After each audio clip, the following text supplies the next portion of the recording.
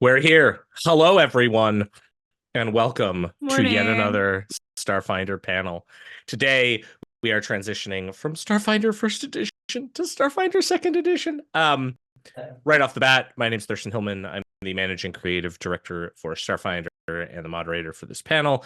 I'm going to go in actual order of the overlay that I can see this time, mix it up a bit, and do some introductions. Jessica, why don't you introduce yourself? Hey everyone, I'm Jessica Catalan, senior developer here at Paizo and head of the Starfinder Society. My pronouns are she, her. Uh-oh. Oh. Hi, am I next? Yeah, you're next. Sorry, I had like a weird internet blip there. My bad. Oh. Go, Jenny. Okay, hi, I'm Jenny Jarzabski. I'm other senior developer on the Starfinder team. My pronouns are she, her, they, them, them, and I am really excited to talk more about one of my favorite things, which is Starfinder 2. Yeah. All right. Next up, Dustin. I'm Dustin Knight, developer for Starfinder. My pronouns are he, him, and I'm really, really excited to be here. And Mike brings up. I'm Mike Kimmel. My pronouns are he, him. I'm a Starfinder developer. The cat on my lap is named Commander William T. Riker. Perfect. All right. So, what's this panel about? We're going to talk a little bit about what happened near the end of Starfinder First Edition and the transition into Starfinder Second Edition. This is going to be some like behind the scenes stuff. We're going to talk about some maybe products that were sadly lost, and we want to give them some respect. We want to talk about how the team transitioned from one edition into another and what that meant in terms of our internal discussions, discussions that we would have, meetings we would have, kind of bring some of the behind the scenes to life, and go through it with y'all, and maybe reveal a couple more secrets about Starfinder Second Edition and decisions we make, and honestly just directions for the game. That's a big thing for us, as we are a very open team. We want to talk about what directions we're looking at taking Starfinder, what directions we are taking Starfinder, wild and crazy directions. And so to start off, we wanted to look at the past. So obviously, last year there was a little OGL related event that occurred, just a little bit. At that point, a lot of people, and to sort of set the record straight, Starfinder Second Edition was already kind of underway at this point. We had already been sort of moving in that direction, and that was the plan. Now, the events of last year maybe accelerated that a little bit, which required some shuffling of products. And I wanted to take a moment with the team to sort of address some projects. This was an interesting time. Jenny was still, I believe, in the throes of Mechageddon at that point. We had just brought Dustin on the team. Mike Kimmel wasn't back with us yet, and Jessica was off in organized playland, so we'd had sort of like a regular cadence that was happening. We brought Dustin on to work on a book we're gonna show our first little art piece here. Here we go. First book. That was lost to time, but will be salvaged Lost anyways. to the new gap. Lost to the new gap. The Faction Guide. Oh, Faction Guide, rip. Also, we just want to dedicate this panel to all the freelancers whose work was received, your wonderful work that you were all paid for, and won't all entirely be published, at least not in its intended form, because unfortunately, yeah. So the Faction Guide was a very, very, very interesting project. It was actually the first project that I outlined, which was that oh boy thing. It was going to be a hardback book that was really diving into factions of the setting. It was also going to be in many ways like an archetype filled book. We had a lot of archetypes in that book. Yeah, we did. And it was a chance for us to look at factions. You can see from the cover art we showed that there was Hell Knights and Skyfire Legion and all sorts of interesting groups that are pretty iconic to the setting, right? That was a book that we wanted to bring up, and people are going to be like, okay, release the Snyder Cut, give us the files. We're not doing that. And that's also part of our process too. Is like there's a lot of work that has to go into development of both rules and mechanics, but also in terms of the setting and stuff. Sometimes a freelancer will send us something and they'll have done all the research they can do, but it's still doesn't match up to some of our things because maybe they don't know of unreleased products or other elements. Dustin, for example, was working on a lot of that, and I remember getting conversations of, this thing matches something else where we haven't released yet, so what are we doing? And that, like, again, no knocks on the freelancers. The other reason we're not going to release a lot of this content is a lot of it is still super valid, and we're going to use it in future products too. There's a couple things we can't talk about here for second edition, but a lot of this really set the stage in a lot of ways, where we got like these excellent write-ups from our freelancers on different organizations in Starfinder. And then I know Jenny has been involved in some reviews of some of those write-ups and being like, now we can adjust it for changes we're doing in Starfinder Second Edition. Yeah, so there's some stuff that's definitely going to be recycled back into the, the cosmic fabric of what is and is becoming Starfinder Second Edition. So that's why I say, not published in their intended form, because alas, the archetypes, a lot of the rules aspects are things that have to be completely reworked and will not make it. But all that lore, that stuff that we still have plans for, and some of it will get some updates. But honestly, we're not making massive lore changes between editions. So, just like how all of the really cool books you still have for Starfinder First Edition still largely apply, the content that those freelancers wrote for us and turned over for all of our setting locations and our factions mostly still applies too. So you're going to get to see that sweet, amazing content at some point. I keep saying content. I hate that word. Anyway, it's awesome lore about our setting. Okay, that's it. And we have plans for a lot of it. Also, for our tech folks, I'm not sure if we actually showed the art for the faction guide cover. If we can try to bring that up on stream again, just for people, that they would be cool. But yeah, that was a cover art piece that we are gonna use somewhere else too. So if it didn't show up, I'll let our tech folks know, so they can get that up on the screen for you. It's still not showing up. I blame the gap. The gap is eating. There we go. Blame the gap. This is by Mirko, this art piece. We've shown it before. In fact, we maybe showed it as a teaser, expecting me to do some other releases and announcements for it.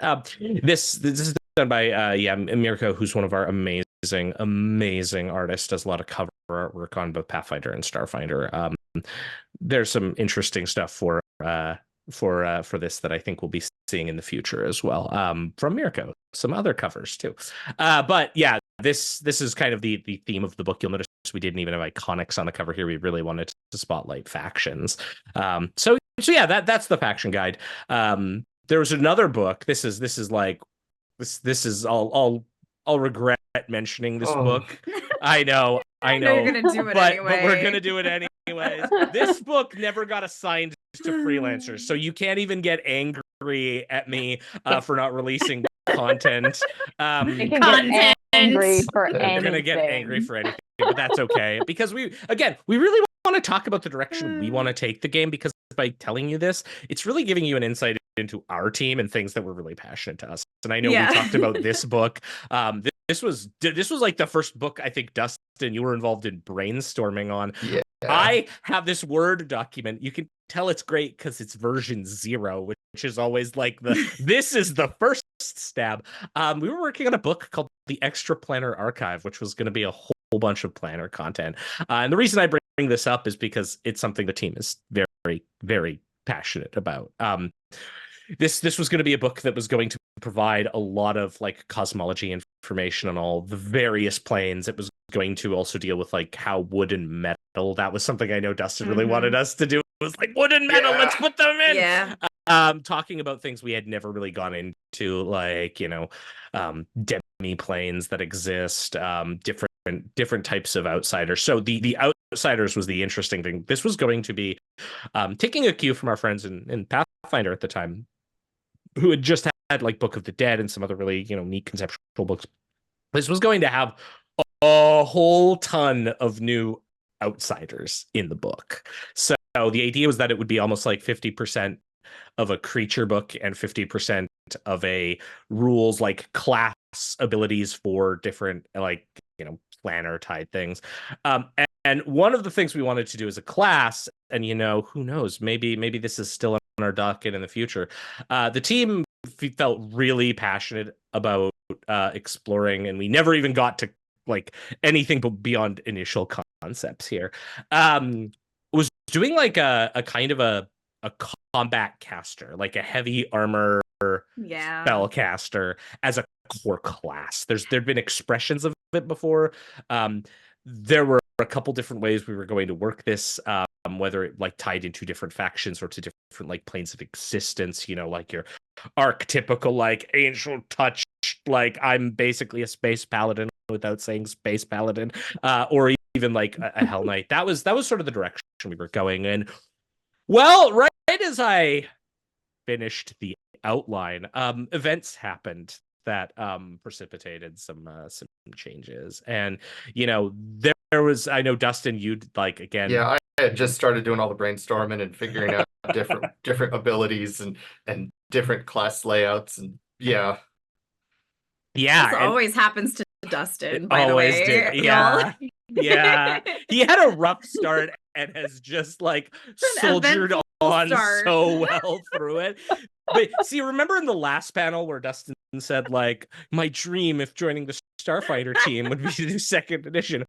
Well, we kind of dunked on him a little bit on the way there, but yeah, and I know Jenny was like also looking to sneak in magic mech content. Oh yeah, you know me. Like I was ready because I knew we needed more mech content, especially content, because you know Mechageddon would have come out, and my goal was in Faction Guide or possibly in this extraplanar archive that we would have more rules for how magic could interact with mechs, because if you know Starfinder 1, that's kind of a hole in the rules, is that mechs don't count as objects for purposes of spells, like to be a spell locus, a spell target, because that could cause some really weird stuff. And technically you could target a pilot, I guess, but it relies on GM ruling. We don't have like hard ruling, and I wanted that, and we were going to go there, but thanks.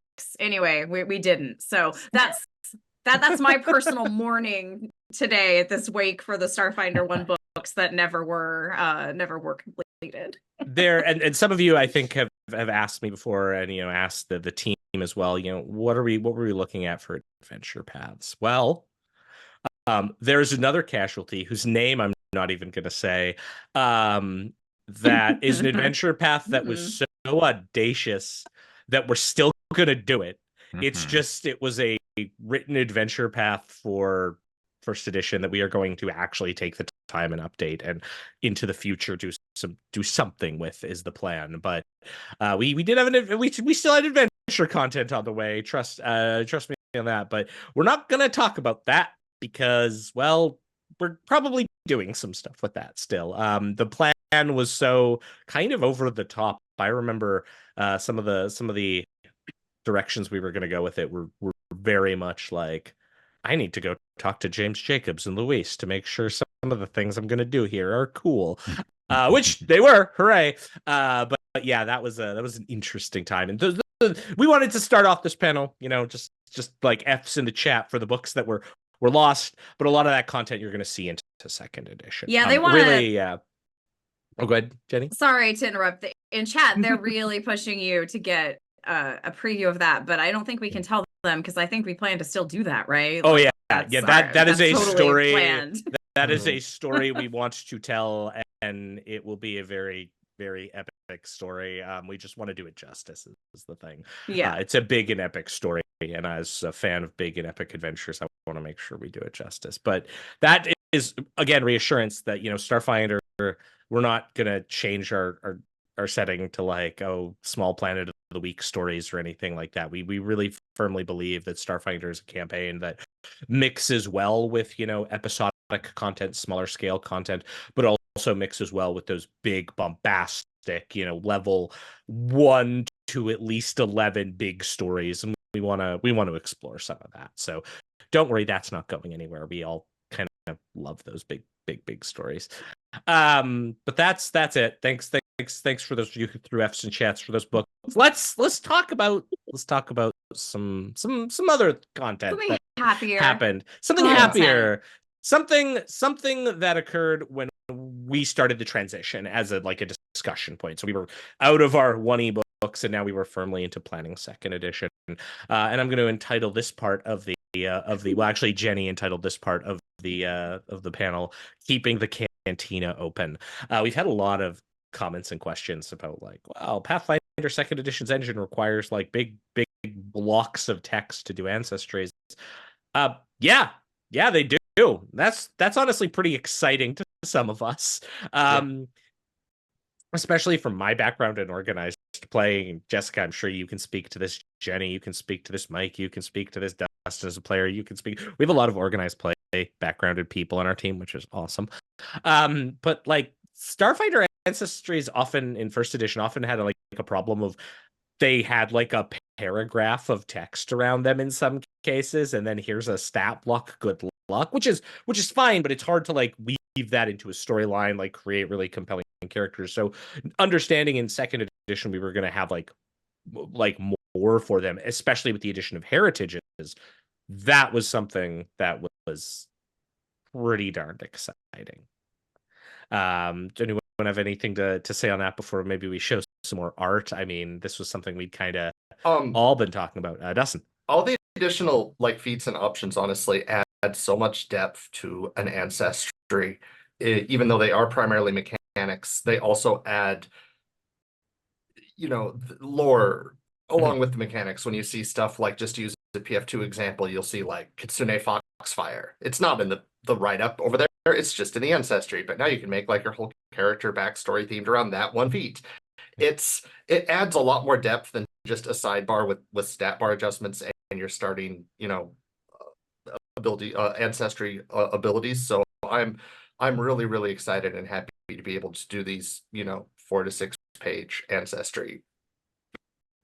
Yeah. Which, Jessica? I was just going to say, it's been really nice to get to take all those little great seeds that we had for the great stories and the great hooks for these ancestries and just kind of really grow them into something much bigger, something that includes, a lot more society information and all those things. But also, the Pathfinder Second Edition engine is really great at letting you take a really narrative concept and express it elegantly in mechanics. And it's been really great getting to take all those and like reimagine the little building blocks they had and just expand it so much and just tell it both in story and in the literal mechanical expression of that. It's been really fun. And one of our earliest discussions on that point, which was like I think day 0 when we started talking about ancestries in the office, was I'll paraphrase, "Yo dog, I hear some Starfinder ancestries can fly." And that was a discussion that kind of came in opposition to what a lot of Pathfinder Second Edition had done at the time. Certainly some of that is being less and less strictures on it, but like some of the ancestries can't get any kind of like actual flight until like 11th level in some, like there are some variants there where we're like, well, our flying gas bag needs to fly 0 first level. So that brings us to our boy, the Barathu. And if we look here at the Barathu art piece that we can pull up, that's the classic, right? Like everyone's seen the Barathu. We knew right away we wanted the Barathu to be, a core ancestry. Well, okay, I should backpedal. It wasn't originally a core ancestry, but then we saw a lot of people commenting, but what about flying ancestries? And we're like, fine, we'll put it in the core rule book because then from day 0 this game is different.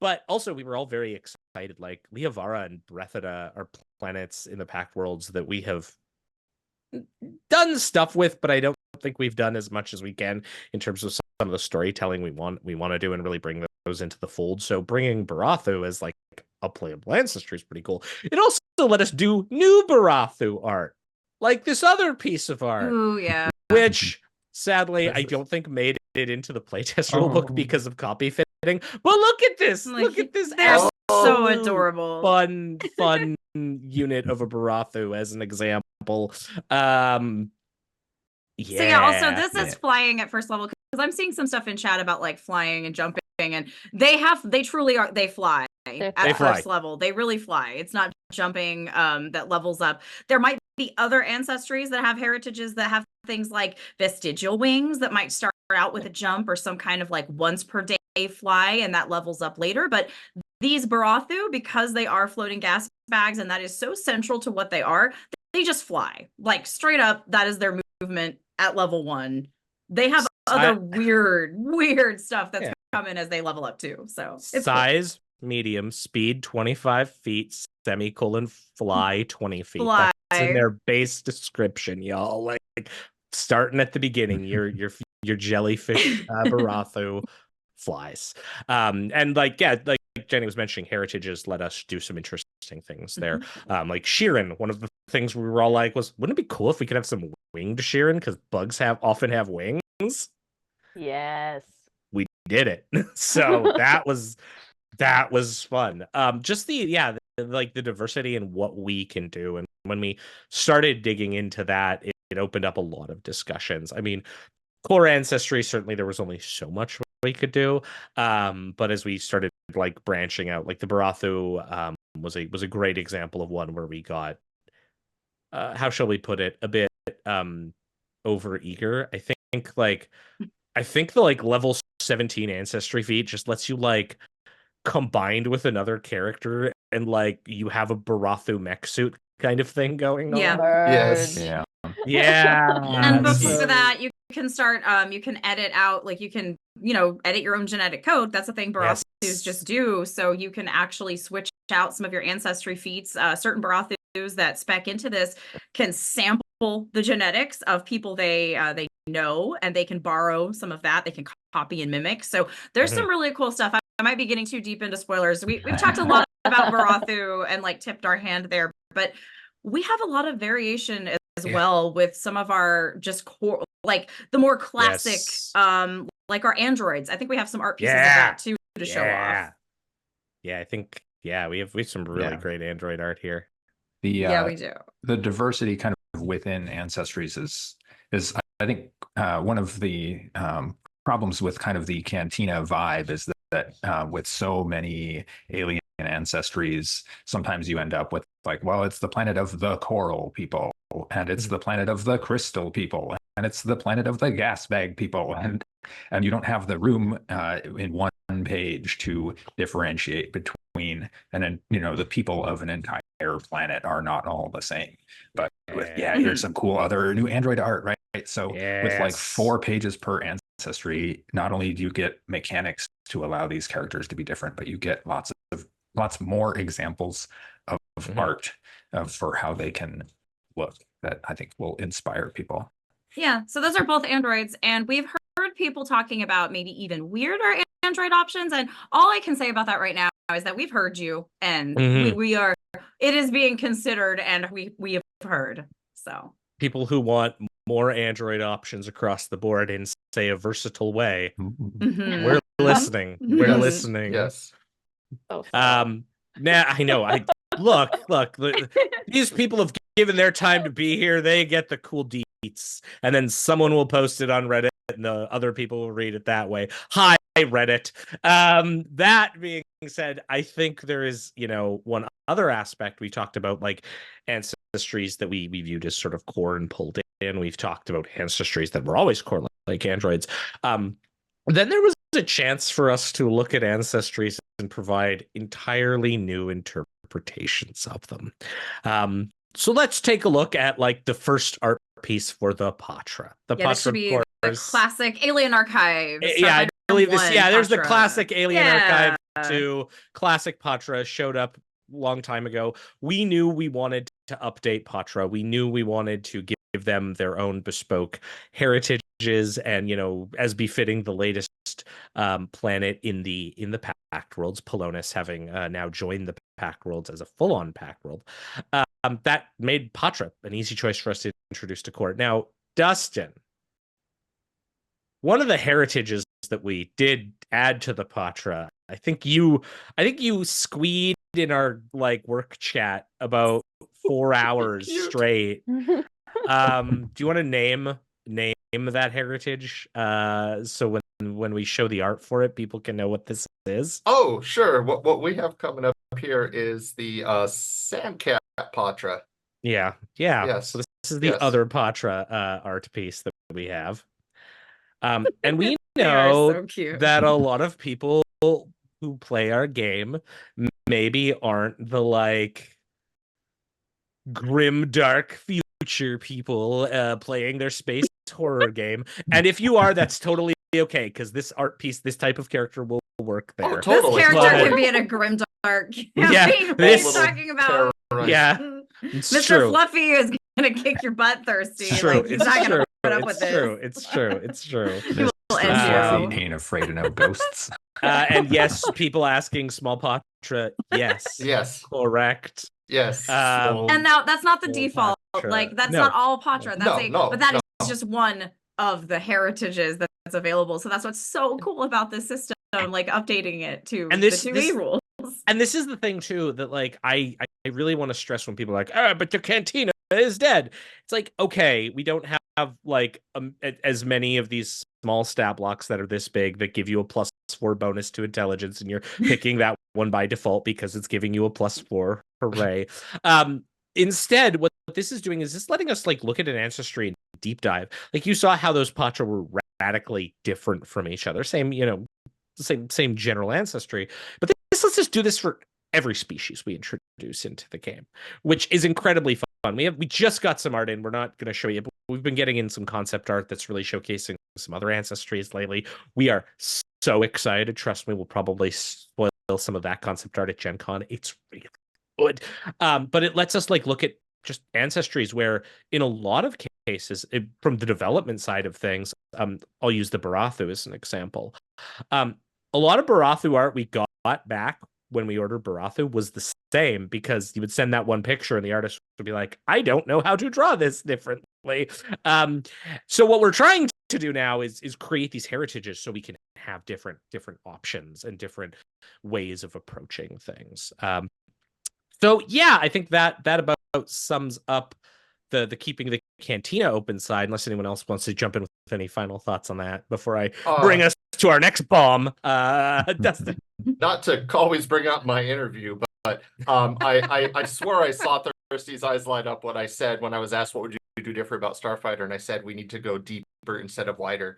And I love this idea that we could have all these ancestries with various heritages to kind of really showcase that we have same aliens in different worlds, or we have different worlds with like, multiple continents and heritages and cultures and divergent evolutions.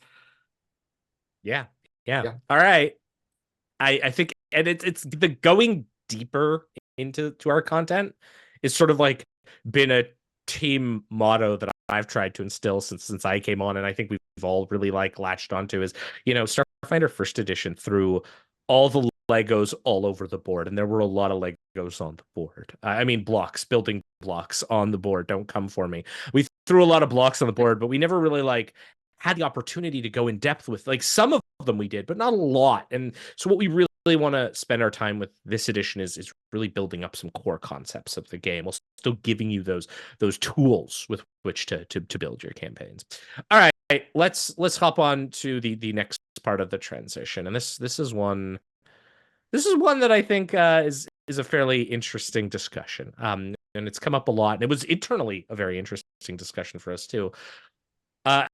Jenny, again, having named some of these panel topics here, has dubbed this one "Why Witch Warper?" question. Why Warper?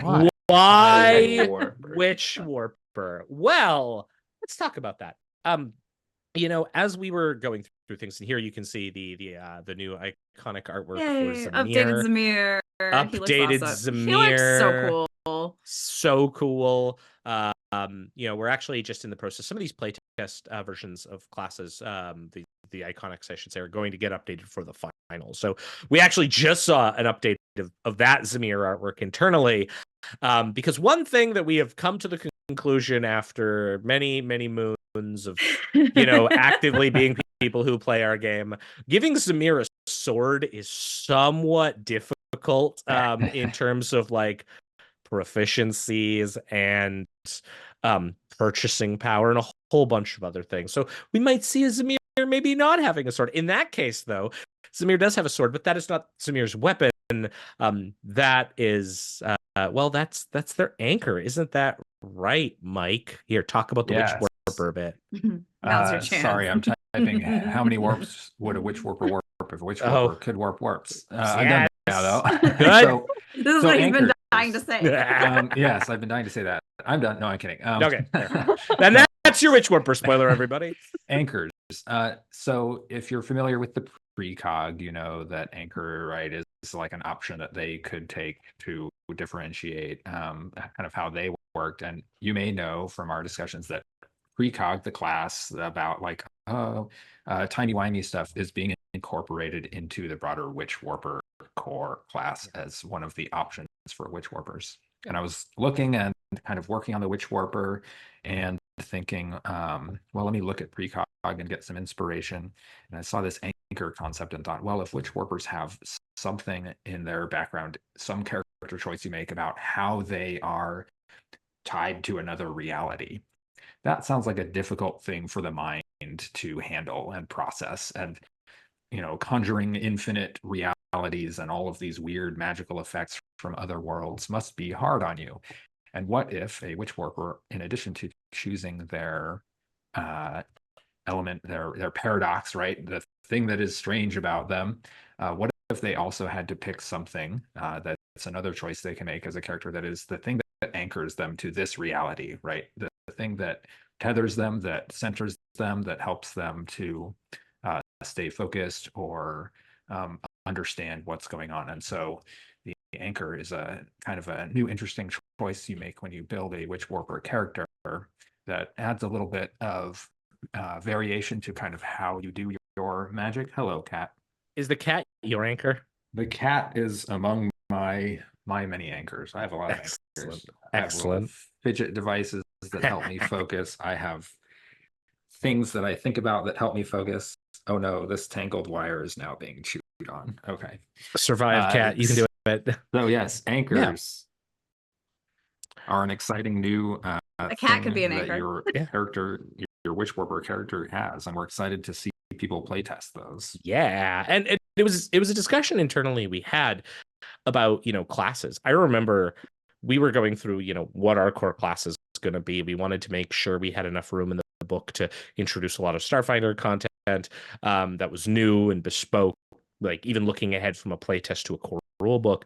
And that meant like, okay, well, we can't do every class. What classes should we do? And then we started going through some of them. And, you know, certainly we've addressed a little bit and sidestepped a little bit but where is the technomancer and where is the mechanic? Well, those are very tech focused classes. They're safe. They're safe. Don't worry. They're very safe. We promise. But you know, the witch warper was something that was very unique to Starfinder in terms of like how it operated and gave us a bit more of a design space to start with. That was something out there. It was, you know, a spellcaster class that could do area manipulation and weird effects, if that makes sense. You'll get more of that when you see the class coming. But you know, it was a discussion that we had of like which of these classes, and then it came into things like, well, the precog, for example, when we were designing stuff for the precog versus the witch warper, there was a lot of weird overlap, and this was an opportunity for us to go, oh, let's mesh those together, because in a lot of ways they stylistically work together. Again, we sort of had talks. There were so many talks on this. Did like anyone else remember some of our conversations on this from the way back when machine? No one. I mean, there's just so many things that have happened in a short time. Yeah. So like we wanted the witch warper because it was something that was very clearly Starfinder, and isn't just like Space Wizard, which, by the way, the Technomancer will not just be Space Wizard. Let it be known there. No, that is not our goal. But you know, the witch warper gave us. It also helped us introduce some concepts that we thought were really key to Starfinder, like alternate realities and time travel, and all of these things that, you know, you don't see as much of in, say, Pathfinder. And that's something that helps distinguish our brand a bit. And we really wanted to put those at the forefront. So that is That is why. I see a question here. I'm gonna answer it. Which warpers, as of the playtest, and we love playtesting, are an intelligence-based class? What? I know. But we love playtesting things, and that might change. So yeah, like we're very excited for that. Again, we're not going to go underneath the hood of it too much, but we look forward to playtesting. We want to keep some of these classes and what they do a little mysterious, much like the Witch Warper themselves. And you'll get to see it soon. Don't worry. Oh yes. So yeah, I think that about sums it up for witch warping. How about we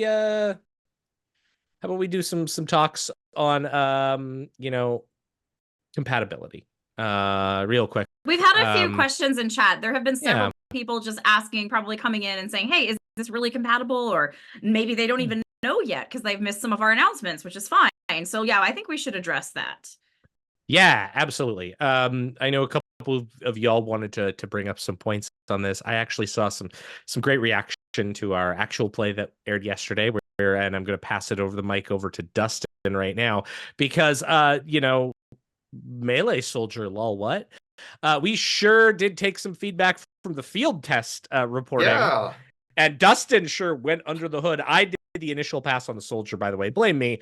Dustin then went under the hood after the field test, and when we had to bump up their levels, and was like, "Yeah, melee soldier, let's do this." And you want to talk a bit more about that, Dustin? Sure. Yeah, we made a close quarter soldier. It can use its melee weapon like an area attack. In addition to just striking with it, and there's a lot of really cool stuff they could do that I will be focused building my character on, and you'll be able to see during our live playtest. But needless to say, it looks pretty darn strong. And it's definitely totally usable in PF2 with very minimal adjustments. Since you just need a two-handed, I believe it's just a two-handed melee weapon, which is enhanced further if it is a reach and or a sweep weapon. You'll get a little bit more benefits, which happen to be elements that exist in Pathfinder 2 as well as Starfinder 2. There's also another soldier type that I did a little bit extra work on that could also potentially work well in PF2, which is the armor-based one. But and honestly, you can pretty easily jerry-rig the ranged area of effect if you want to use like blunderbusses or I don't know, insect swarms. But you could do the melee soldier with no adjustment at all. Just throw it in there; it'll be great. Yeah. Anyone else have anything they wanted to sort of talk about from the compatibility? A lot of it's come down to us doing playtests. We talked about in an earlier blog too, even like having a gunslinger work alongside an operative and seeing how they played. But anyone else want to chime in just in terms of some of that compatibility and where we felt that's been going? I mean, GMs will love the sheer number of creatures they'll have at their disposal if the mechanics work the same way. Right? Oh yeah. Sorry, Jessica, go ahead. That is actually exactly where I was going. I was going to say, someone who works in adventures all day, I am so excited to be able to pull creatures from Pathfinder for those niches that don't really scream Starfinder, but we still need in Starfinder, right? Like we don't have to use our monster space to make just normal animals or a lot of past themed like fey creatures and stuff, right? We still need those sometimes, but in Starfinder we can make like really future themed ones or ones that really fit with the Starfinder setting, and it's so nice to be able to pull in so many different creatures for all those other kinds of encounters. It just like it opens a whole lot of doors.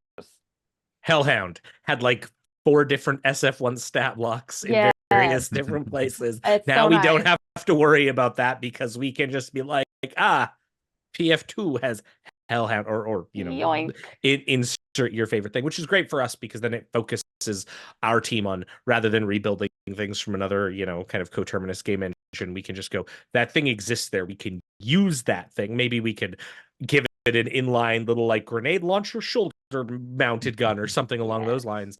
But it leaves us to do, rather than restatting the Broluk, we can make the chain gun demon or something like that. I know.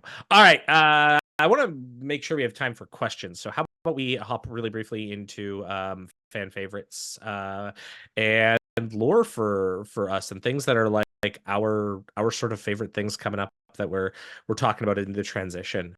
Yeah. As part of like this transition, what's new and exciting?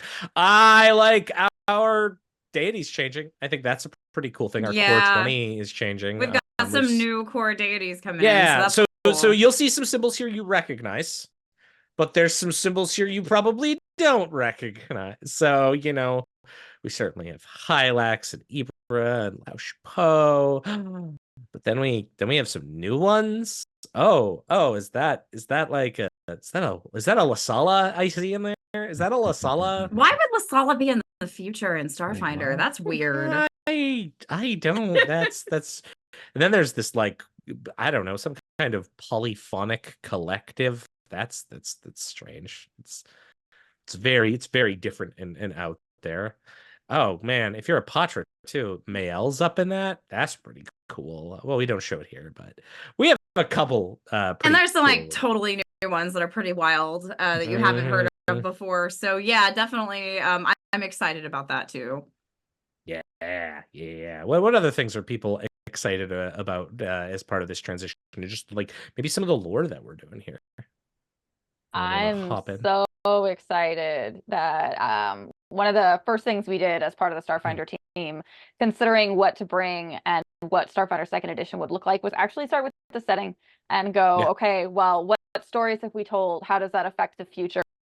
What happens on all these planets? It was so nice getting to take a look at every single planet, every single system beyond the pact rules and stuff, and go, what's changed? How do we want to change it? And how can we shake things up to make it, more, what new adventures and what new stories can we tell? It has been really fun getting to take some of my favorites from those and start laying seeds for those in the last season of First Edition Starfinder Society, which has been really fun. Yes. So I'm really excited for a lot of the lore changes, both those we are foreshadowing and those that are a lot more sudden. So yeah, those meetings that we had about the setting were like just creatively some of the most fulfilling I've had too.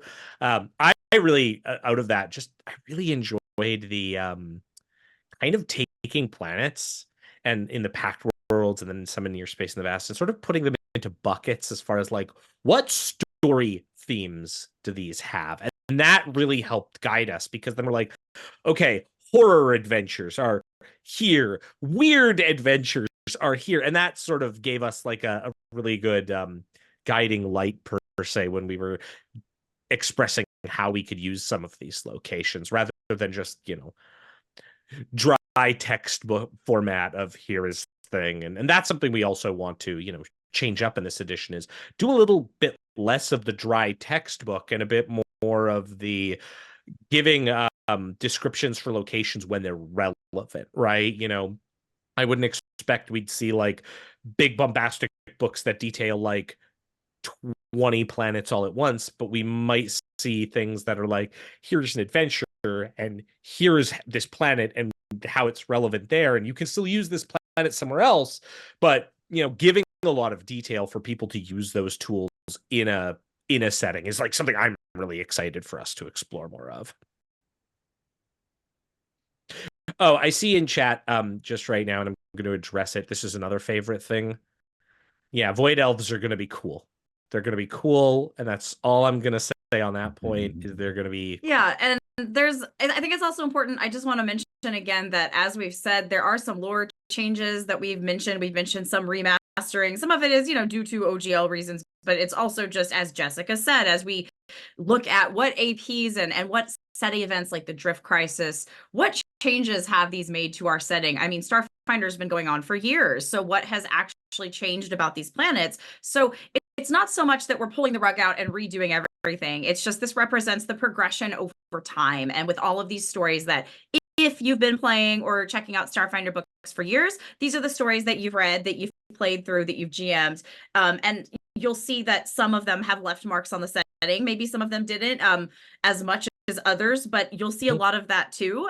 And it's just important to note that we've had really good conversations about things we want to do with the setting and like ways we want to shape it and see it evolve, but also just about preserving what is core to our setting and what all of us, all of you as Starfinder fans, all of us as fans and as people who work at Paizo, as stewards of this game, like what do we want to preserve? And that's been one of my favorite things is of course I have, you know, like everyone on this team, I have ideas about things I'd love to add to Starfinder or things if I could just tweak that. And sometimes I get to flex my wings and do that, but sometimes there is a benefit to keeping a thing in the game and just kind of, you know, nurturing it. And it's a product of all of our ideas and people who are no longer on our team. So in respect to all that work, some of our work here is just preservation. So that's been really cool as well, to just fully understand that about this game and really get a chance to update something we love into a new form. And this is not a sales pitch, but books like Pact Worlds and Near Space are still very useful going forward because they have a lot of that contextual information for a lot of locations. A great example of this, you know, going forward is, you know, as a team, we talked about like the Pact Worlds and where we think stories would focus and where we want to focus. And, you know, one of what I will call the minor casualties of that discussion is we realized like we did a whole 6-volume AP in First Edition on the sun. That was really cool and outlandish. But we have to be realistic as stewards of the brand as we're moving forward into a new edition. And like, I don't necessarily think it's the best idea for us to do like Sun Adventure 2, Electric Boogaloo, right? We've told a lot of that big story. And so, you know, narratively, we can move a bit away from the sun and maybe focus on a new area. Like we're introducing something called the Gelid Edge at the edge of the Pact system. That's you don't maybe say Gelid. Gelid. It's like GIF. Well, you know. Yeah, sorry, go on. But at the edge of the Pact Worlds, and that is where, you know, maybe if you're Dominion of the Black sort of fans, you might see some stuff out there. And that lets us refocus and do something a bit new. But we also, you know, keep the sun in the setting. It's not going anywhere. It's just like the core pantheon. Maybe this edition we're not as focused on it, right? So that's what Jenny's saying about preservation. All right. Oh gosh, we don't have much time, but I want to pass it over to Jessica real quick. Talk us about organized play. Oh my gosh, how quick can I talk? Yeah. Okay, so right now here at PaizoCon, we're launching the last season of the Starfinder Society that will be for Starfinder First Edition. That is the year of Era's End. This is a big, exciting season for us. We are wrapping up a lot of ongoing storylines. We're visiting fan favorite locations and characters, and we are showcasing big galaxy-changing events that'll give you a sneak peek into the future of Starfinder. For our meta plot, you can join our newly elected First Seeker Sarmak as he leads an expedition to an ancient city of the First Ones on Avalon. Yes, this is important for the future, and you should play it. It is a low-level meta plot with 3 parts, and it starts right now at PaizoCon. I spoke extensively about the year of Era's End at the Organized Play panel that aired yesterday, so you can check there for more details. When Starfinder Second Edition playtest launches at Gen Con, we will have 4 Starfinder playtest scenarios releasing. 2 of them release at Gen Con, 1 in September, 1 in October. Each is a short single-session adventure designed to be played in 2 to 3 hours. Those are written by the members of the Starfinder team you see here. They do not assume you're members of the Starfinder Society. Again, I talked about this a lot yesterday, but there is Shards the Glass Planet. That is a level 1 first contact scenario by Mike Kimmel. It Came from the Vast, a level 5 horror themed scenario by myself. Wheel of Monsters, a level 10 tactical combat themed scenario by Dustin Knight. And Rescue at Shimmerstone Mine, a level 15 dungeon delve and rescue mission by Jenny Jarzabski. There's also some playtest modules. I know you've heard of Cosmic Birthday by Jenny Jarzabski and Empires Devoured by Thurston Hillman. Next year at Gen Con, we are launching 2025, an entirely new Starfinder Society organized play program for Starfinder Second Edition. There will be some changes. It is big, it is exciting, and no, I'm not talking about them yet. However, I will say that both for the Year of Era's End, that is our current year, and for Starfinder Second Edition, you can expect that the Starfinder Society will would be tightly woven into the wider Starfinder setting. In many cases, the big, exciting story beats are going to be happening on screen in the Starfinder Society or driven by the Starfinder Society. We really tried to, when planning adventures going forward and the stories in general that we want to tell across the setting, consider based on the story, like, is this an organized play season with a lot of meta plot? Is it an adventure path? Is it a smaller? Is it like what length does this best serve? So a lot of that is all decided together as a team, considering the whole setting, which is really exciting going forward. Yeah, the future's looking bright over here. So I hope you join us in celebrating the end of Starfinder First Edition with the Year of Era's End. And I look forward to embarking on a new journey with you in Starfinder Second Edition. It's gonna be so good. Like the interwovenness of what we're doing with organized play in the main campaign and how we want storylines to lock together. So rather than having a bunch of disparate stories, we have, a continuing meta plot, but like obviously, our adventures stand on their own, but having people who play through the content we release and follow along is going to be very rewarding, and that's our goal going forward. Okay, we don't have much time left. They're gonna like come at me with one of those pull canes soon. So how about we answer some questions? Questions Sounds good. I like questions. All right, let's oh boy. We've got a document for this. A document. I've just pulled it up. SF2 is expected to be compatible with PF2. Yes, I know that's come up a few times. I want to like stress this 100% compatibility. We're not using this as like some buzzword. This is the games are compatible. Now, are they balanced against each other? Not necessarily.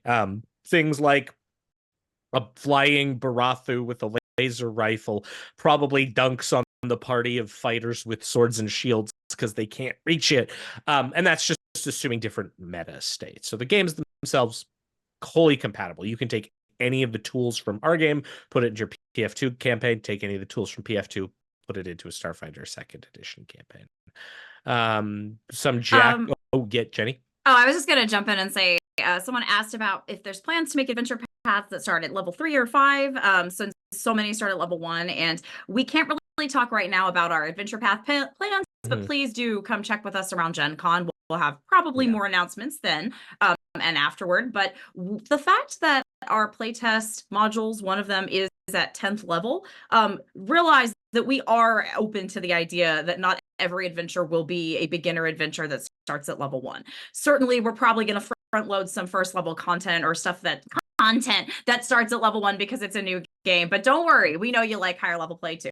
That's it. Some jackal named Narrative Declaration asked, will my Gap book be Second Edition compatible? If you look at that book, it has the Second Edition logo and symbols. It is already Second Edition compatible. What book? Go check out maybe the Gap book that may or may not exist on Paizo.com. Any hints on what we would see for adventure paths? We're going to talk about adventures more at Gen Con. So come back and talk to us at Gen Con, where Mike and Jenny will talk your ear off about adventures a lot. Let's see, what else do we got here? How will magic be handled? Magic is handled very much like it is in Pathfinder Second Edition, but we're obviously looking at balance. One of the things even we're finding out is like, hey, there's a lot of magic spells that have shorter range than maybe what we want them to have, and we're looking at some of that and how we tweak classes. I think a good example of how we'll be treating magic is a lot of people have looked at the Mystic and gone, whoa, that's really, really good. And part of it is we want our spellcasters to be punchy and perform alongside people who have laser rifles and laser pistols and can do things like take the aim action. We're really looking at that. Oh, Dustin, you're muted, I think. And against people with laser rifles. Correct. Also, all of our spellcasters are inherently better because every spellcaster in Starfinder Second Edition has learned to cast gun, and that is a very powerful spell. I may be out of spell slots, but I'm not out of bullets. Right. What classes can we tease for Core 2 classes? We haven't even said there will be a Core 2 book. books, so no teasing on that front. Sorry about that. There is no Lost Omens version of Starfinder. It's just Starfinder. We'll have more about our releases at Gen Con, but we're kind of combining all of our setting with our adventures. It'll come out there as well as our core rule books. Yeah, there will be a ton of supporting books that will go beyond our core books to make sure that this game is full and holistic, and maybe there'll even be some surprises we'll announce at Gen Con about that too. Our SF2 adventure is going to be all in one hardcovers. Yes, our intent for adventures is that they will be I will say they'll be all encompassing adventures. We're experimenting a little, and we'll talk more about that at Gen Con with some other things that we're looking at doing. Let's see here. We don't have anything for second edition adventure paths. I'm gonna check out chat real quick. Again, they haven't pulled me off yet. We get another minute or two. No.